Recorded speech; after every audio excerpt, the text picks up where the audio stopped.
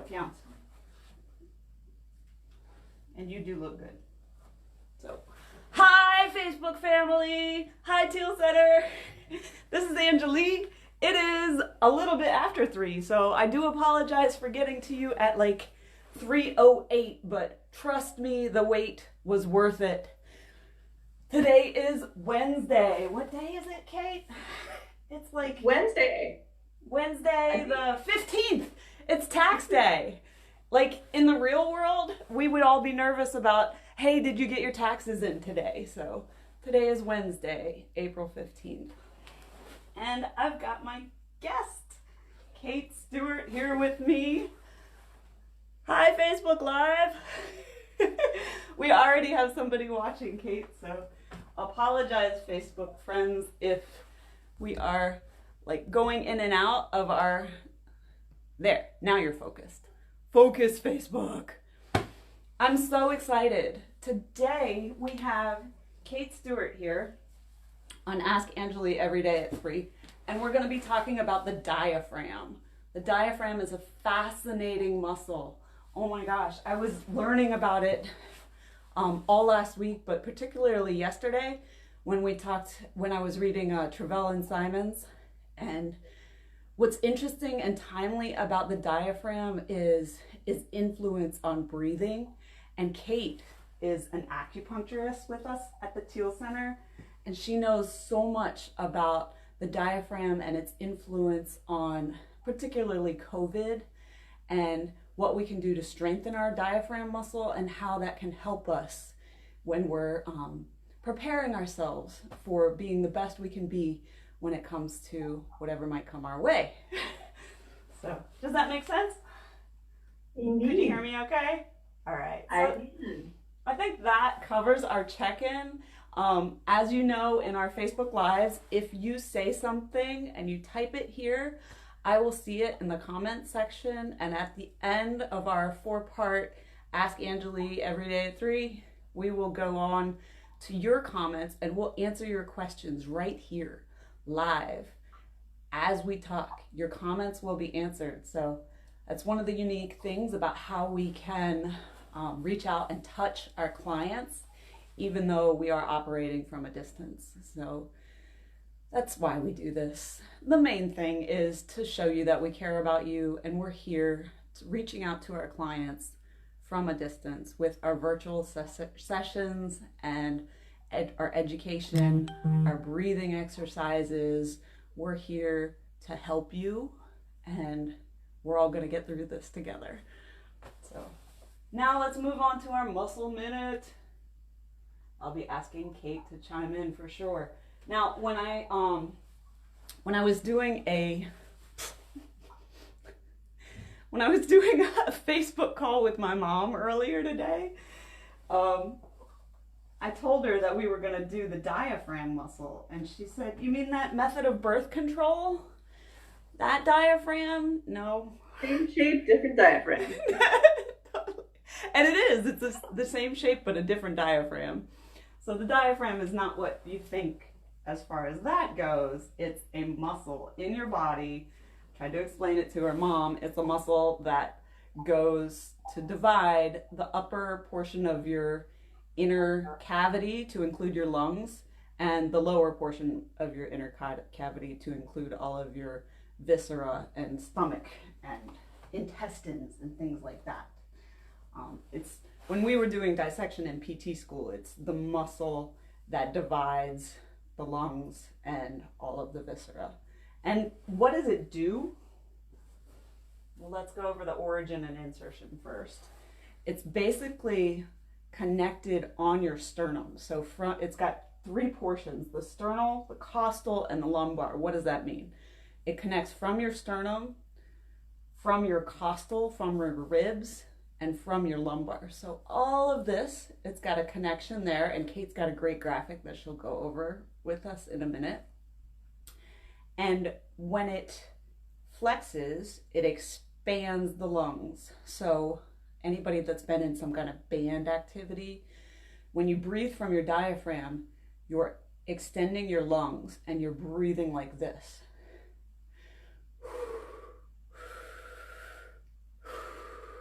And instead of using that chest breath, you're using that diaphragmatic breathing where you're expanding your lungs from the bottom. Am I right, Kate?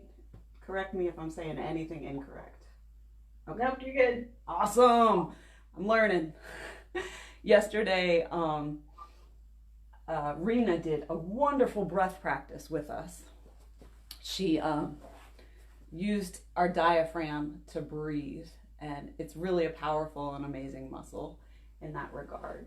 So it goes from the sternum, the costal attachments, the ribs, and the lumbar vertebrae, and then it connects everything out and separates the viscera.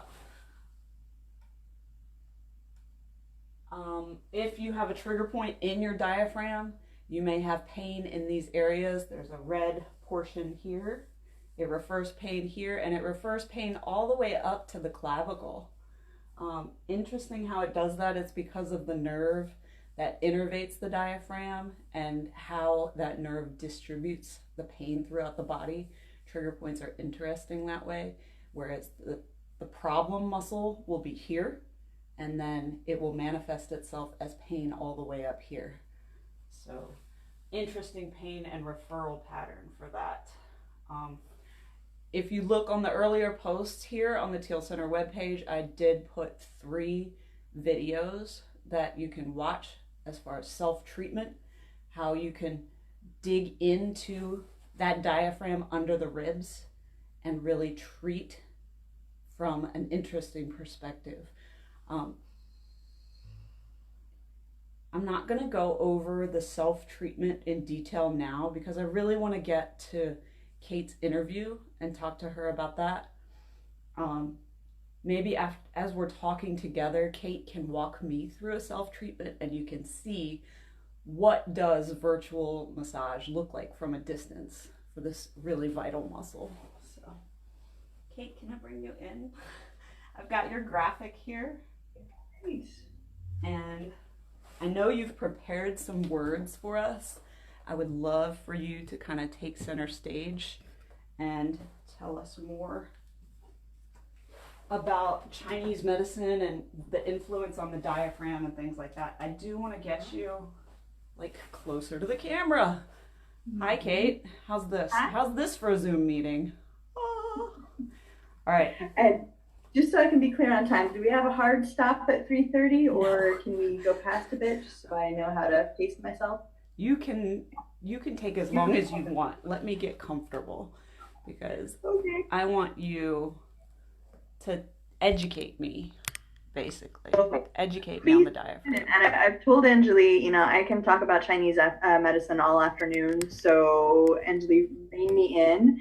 And for anybody who's listening or who's watching this after the fact, if there's something that I say that you want to know more about, put it in the live chat or put it in the comments for the video so that we know what people are interested in knowing more about. The diaphragm, as Angelee said, is this really central structure in the torso. Above it are the heart and the lungs, and that's what you're seeing in the picture on the slide. And then below it, we've got the liver on the right and the stomach in the center, the spleen and pancreas on the left, under the left side of the rib cage. And we've got a portion of the large intestine, the transverse colon, that comes up right under the diaphragm too. So I know we don't usually think about our large intestine being right under our rib cage, but there is a good chunk of it that extends right across right there. So as the diaphragm moves or doesn't move, it has a big influence on all of those organs and structures. And so I believe Angelee has the picture of the diaphragm and the pericardium and their ligaments up on the slide. Right there. I just wanted to show that to let you see which is...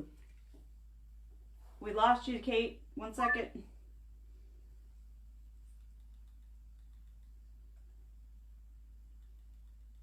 Okay, can you speak?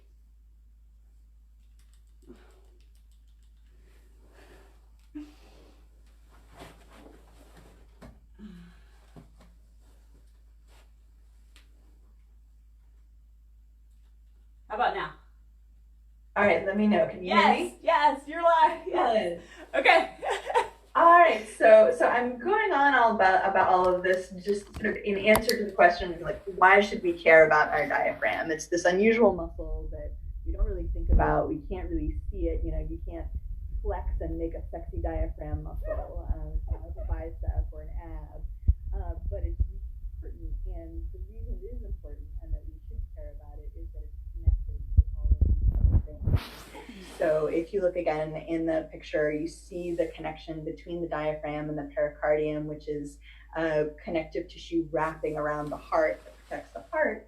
And then you see going up from the pericardium, these ligaments that attach to the neck. So via the pericardium, the diaphragm is actually connected to the neck too. That's why you And get that so trigger point referral pattern that goes up to the neck, right? yeah, Okay. in part. Cool. And also in part, you know, you think about what happens to your posture if you're crunched over and your diaphragm, if you're sitting at the computer and you're rounded over and hunched up, you know, that puts tension on the diaphragm, which then puts tension on the pericardium, which affects how your heart functions and also pulls on your neck.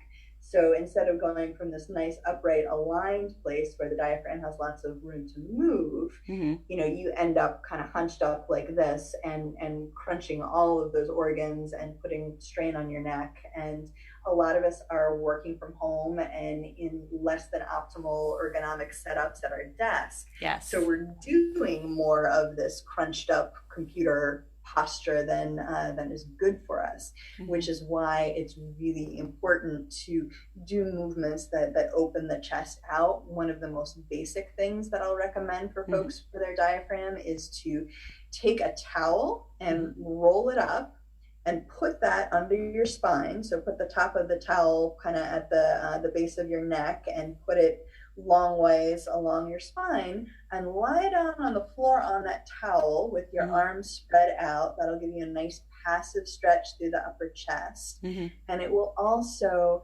give you a little extra room, a little extra ease in moving that diaphragm. Because again, when we're crunched up over the computer desk, the diaphragm is not moving as well as it should. And that's fantastic. Kate, can I do that? Can I do that right now? Awesome. Yeah, you can do that right now. That's what I'm talking about. So here's what I have for this live treatment. Kate is on one side of the screen, I am on the other, and you're right here with us, dear Facebook friend. Thank you. So for this self-treatment, I've got this. Kate, you see it? Yeah, it's got a bolster there. So, looks like foam roller. A foam roller. So I'm going to lay down on the floor with my foam roller and do what you were saying to do. And the foam roller might be a little firm. You might be happier, you know, when you can get to another part of your house to grab a pillow or a towel or something like that. Okay. But the idea, you've got that foam roller lengthwise along your spine. Okay. You've got your arms extended out to the side.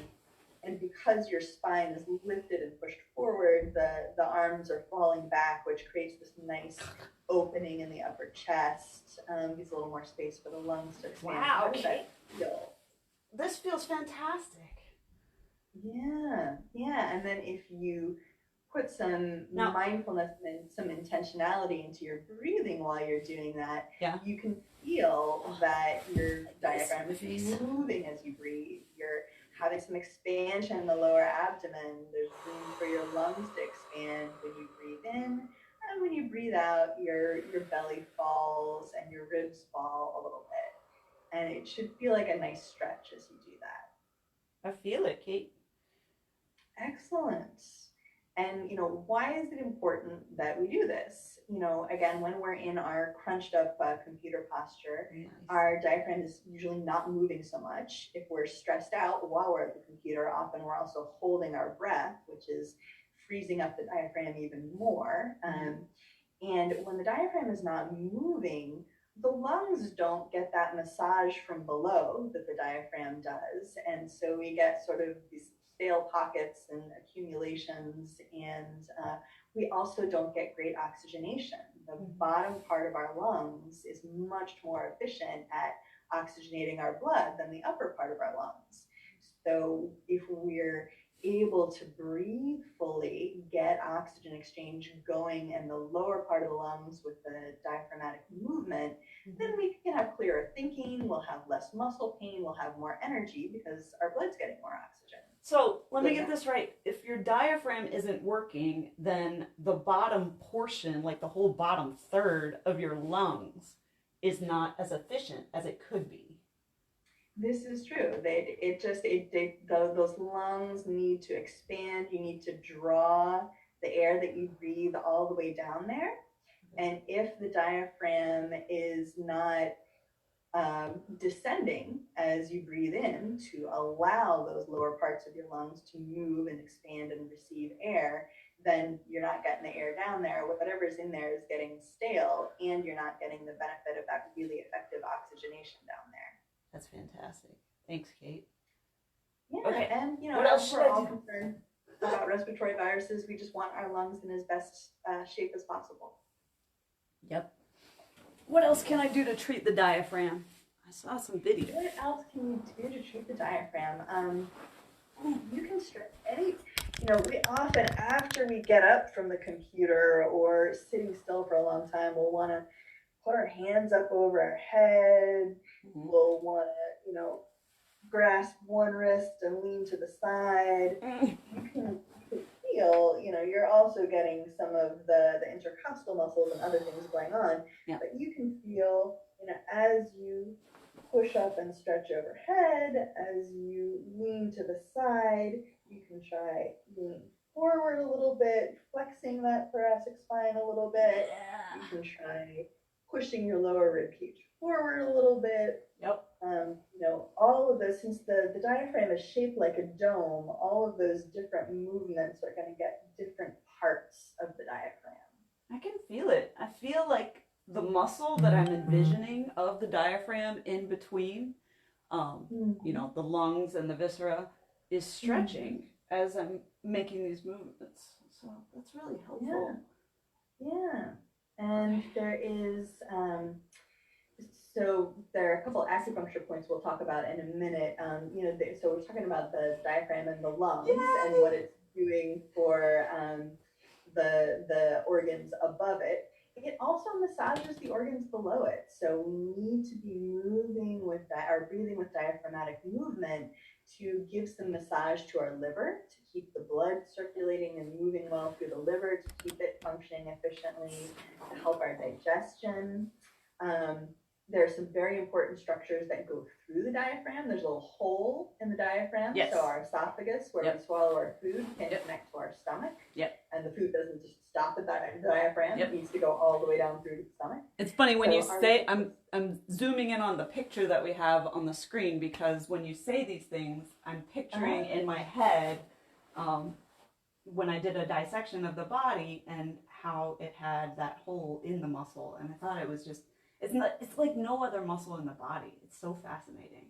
Yeah, it is fascinating. So it has this hole that the esophagus can go through. The vagus nerve wraps around the esophagus, and the vagus nerve is very important for how our digestion functions, and also for our capacity to feel safe and to calm down out of fight or flight mode. So if our diaphragm is tight and squeezing on that vagus nerve, then it affects both our digestion and our mental and emotional state. Dude, that's so huge. The diaphragm is critical for the organs underneath. It also, because like we said, that part of the transverse colon that goes right under the diaphragm, the diaphragm's movement massages that too, and our elimination is going to be better if we're breathing with diaphragmatic movement. It's going to be worse if we're not moving our diaphragm to breathe. So again, this is all to be filed under why should I care about my diaphragm? Just kidding. And so if we want to use some acupuncture points that would help to free up the diaphragm, we're going to start, and this may be a little counterintuitive, with a couple of points on the tops of the feet. So I sent you a picture, or I can also do a screen share of this. Yes, please. Whichever you would prefer. Let me just... I didn't get anything on the top of the feet, but I can. Let me Okay. pull this up. While you're doing the screen share, thank you. Yes. I've got your bio on my screen. So. Okay, great. So can you see that picture? Yes. Yeah. Okay. So this is liver 3. And we're using the liver meridian. We're using this point on the foot because the liver meridian starts on the foot, but it travels up, and its final point is right at the diaphragm, right at the lower rib cage. So this liver 3 point is a classic point for influencing the diaphragm, for helping us to let go of stress and tension that would cause us to be holding tension in the diaphragm. So you're gonna start, if you start with your finger on the web between your big toe and your second toe, okay, and you slide back. Can you see me? Do I need to move so you can see me? Let's see. Right now I am seeing the image that I'm sharing on the screen. Oh, okay. All right. But I can come back. Let me finish describing how to find the point, and then I'll turn off the screen. Okay. So yeah, you start with your finger at that web between the base of the big toe and the second toe. Okay. You slide back in a little valley between the 2 bones on the top of your foot that lead to those toes. Uh-huh. And you get to the end of that valley, the place where those 2 bones come together. And that's where the point is. And for many people, they will find that point is tender. Yeah, it is. And so, it feels tender to me. And massage that point. Generally, for most folks, I would recommend some nice counterclockwise circles. Pay attention to your own body, how much pressure it wants. It hurts. Am I in the right place? Yeah, you're in the right place. Wow. You got it. That's liver 30. Okay. Yeah. Yeah. Now, how long should I do this? And should I do it on both feet or one foot? Definitely do it on both feet. Get out And of here. you can do it for as long as there's tenderness. And, you don't need to be causing yourself pain.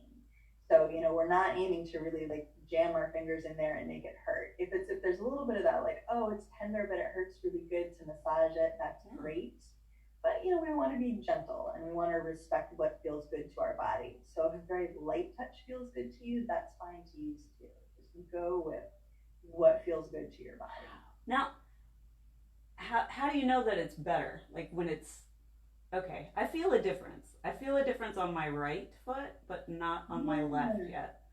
You should feel, diminishment in any tenderness that's there at the point. You may, we're kind of talking as we do this and thinking about it, but, if you were doing this on your own in a quiet space and time, that you could really focus in on how your body was feeling, you might be starting to feel, I'm a little more relaxed. I do feel that. I was going to ask you about that. Acupressure, you don't need the needles. And I'm doing acupressure, for those who just tuned in, on my L3 acupressure point. And it affects liver 3. It affects the diaphragm. So Kate Stewart is an acupuncturist, and she is telling me how to massage my diaphragm by treating an acupressure point in my foot. That's amazing. And you guys, if you know me, if you know Angelee, I've had PTSD and major depression for years, 7 years, 8 years, 10 years, whatever. So the fight or flight is always on high for me. So for me, treating this point is pretty awesome. Thanks, Kate. You're welcome. Yeah, and this is one of the points. Everybody is different, and everybody gets a unique treatment. But liver 3 is very commonly used for folks who've experienced depression. So this is so sweet. Thank you. You're welcome. So we're gonna, just in interest of time, because I'm gonna have to hop off. Not too long. My husband has a date with the screen for one of his calls. Kate, by the way, Kate sees clients every day. Kate has these virtual sessions to teach you things that you never knew that you could do to help yourself in this time of crisis in COVID. So thank you. Absolutely. Yeah. So the next place we're gonna go is right at the bottom of the rib cage, and I'm gonna tilt my screen a little bit so you can see what I'm up to here. Okay. But we're gonna be right at the bottom of the rib cage. So the last point on the liver meridian, there are a couple of places that people locate it. Some people locate it in the space under the sixth rib, and some people locate it at the tip of the 10th rib. But if you take the heel of your hand here and just put it at your lower rib cage and do some nice counterclockwise circles, so you're hitting, you know, the front of the ribs, you'll find that margin of the ribs. And you're just kind of coming up and back and around and down. That's awesome. And, you know, for some people, it may feel better to go lighter, do more superficial touch. Some people might like a little heavier touch. Again, you know, you're tuning into your own body and noticing what kind of touch feels good there. Do you like slower circles? Do you like faster circles? But this is a way to influence that point, liver 14, that's at the end of the liver meridian. It has a huge influence on how much tension that we're holding in our diaphragm. So we just treated liver 3, and now we're treating liver 14. Yeah. So it's like the beginning and the end. The last point on the liver meridian. That's amazing. And then our very last point that we're going to do, I'm going to do another screen share. Now, if you just think back to the picture that we had of the sorry, I'm trying to figure out how to do. We're learning our technology. Here we go. Yay! All right, this is the picture.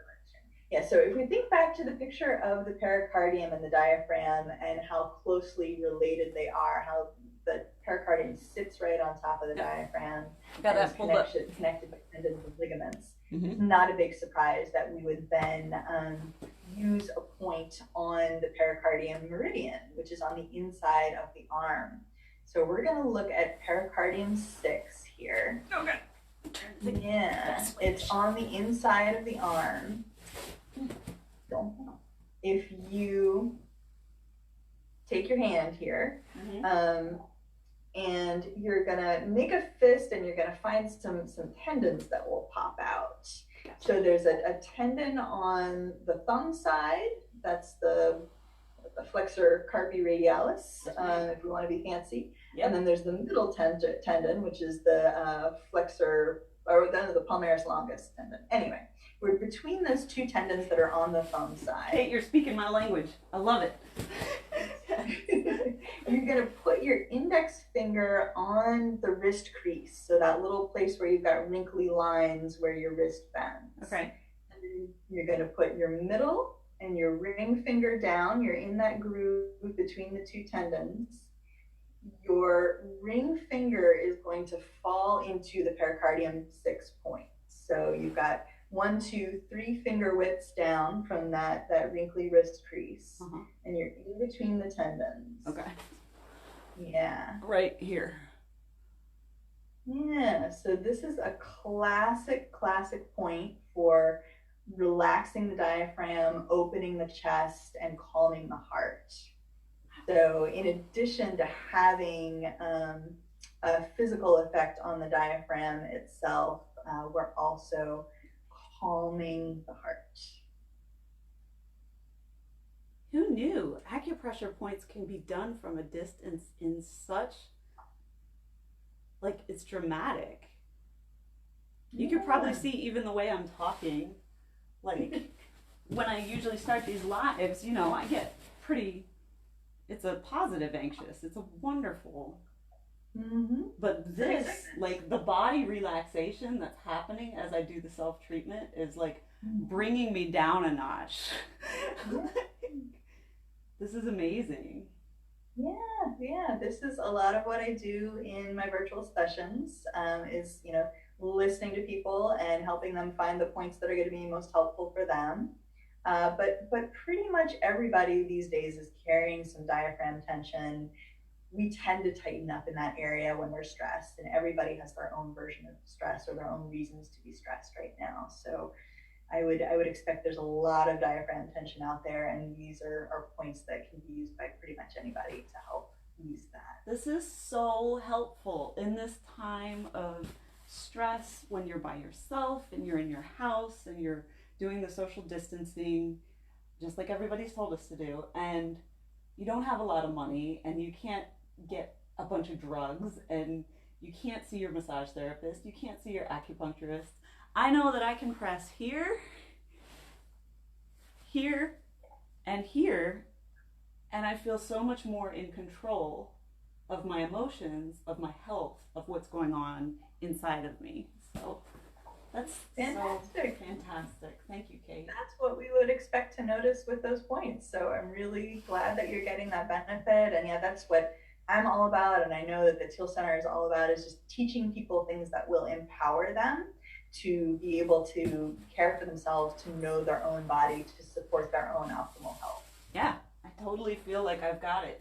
Thank you for teaching me. You're most welcome. So I know you have to go. How much time do you have? A minute? Yeah, I've got another minute. Yeah, that's okay. Fine. Just to interview you as the guest interview part of this live, Kate has been working at the Teal Center since 2001. Wow, 19 years. And you first came as a massage therapist? I did. Then you got your master's of acupuncture degree in 2005, and then you started practicing acupuncture exclusively. And I will tell you, Teal Center family, that Kate, when she talks, everyone listens. She's like one of those influencers at the Teal Center. There's a couple of them who've been there forever who just, you always have something beneficial to say for the good of the group. And I really appreciate that. It's awesome. Well, thank you. Thank you very much. It's been a wonderful family for me all these years, and a great place to work. And you know, I miss all of my amazing acupuncture patients too. So if anybody's watching, I miss you. I hope you are well. That's like the main message. Like all of the lives that I do is, hey clients, I miss you. So it's really comforting to hear another therapist say that. That's true. Yeah, absolutely. What else can you tell us about yourself? I know you don't like talking about yourself. You much rather talk about the work, but. So I have been practicing all these years. I absolutely love it. I hope I'm still doing it when I'm a little old lady.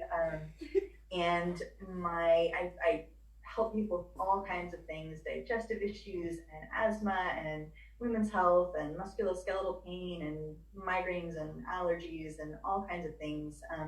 But one of the things that I really specialize in working with is people who are dealing with anxiety, depression, PTSD, and grief. So I really love putting Chinese medicine at the service of people who need some more mental and emotional balance and support in their lives. And you know, it's not a substitute for having a psychiatrist or having a great therapist. Those things are really important too. But alongside, you know, the right other kinds of mental and emotional health care, acupuncture can be phenomenal. And self-acupressure is a great way to bring acupuncture into our lives, since you know, we can't be face-to-face right now. Thank you, Kate. Sign me up. Book me an appointment with Kate Stewart. Thank you. You're welcome. Thank you so much. I'm so glad you're hosting these. This has been really fun. I think so too. Like, I'm all about learning. As part of being a Teal Center Fellow, like part of the Teal Center Fellowship is learning as much as I can. And I love doing that alongside other people at the same time. So thank you for joining us. Absolutely. And thank you for keeping the teamwork and the community spirit going. And goodbye for now, but hopefully you'll be seeing you and folks who are watching sometime soon. Yay! Thanks, Kate. I appreciate it. Thank you That's gonna be the end of today's Facebook Live. I hope that you learned something through our self-treatment of the acupressure points. I might be doing those again tomorrow, just for fun, just for myself, for edification. If you go to Angelee's Facebook page, then you will see me there. As always, thank you to our donors doing the GoFundMe campaign. Thank you, thank you, thank you for our clients. who are supporting the therapists who have no income right now, and know that we are here to support you virtually as much as we can in any way that we can. So go to the MindBody site, and we do have virtual appointments available. You can probably book an appointment with Kate for some of those calming acupuncture or acupressure points that you can do yourself, and really help yourself during this time, because we're all about healing.